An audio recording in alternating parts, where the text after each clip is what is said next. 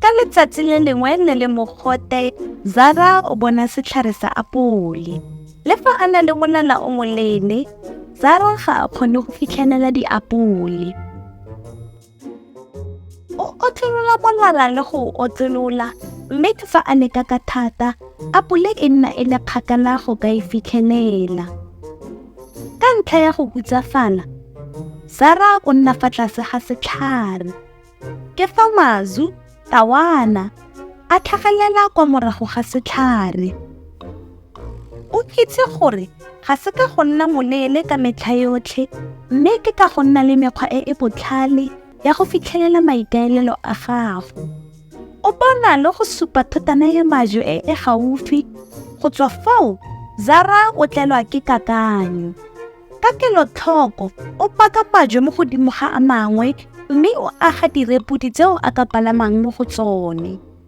Zara o palama mo godimo ga majwe, mme fa o tlolola molala wa gagwe, mo bofelong o kgona go fitlhelela apole.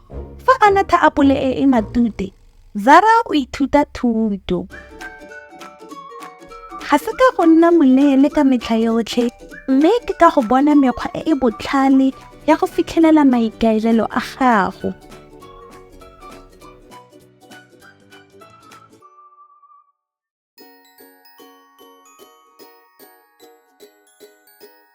To watch more stories, just visit our YouTube channel. All stories are in the present, past and future tenses, also available in various languages. How great! Also, members of the Abuti Academy get access to workbooks and much more. Visit our website to find out more about all the language learning materials that we have to offer.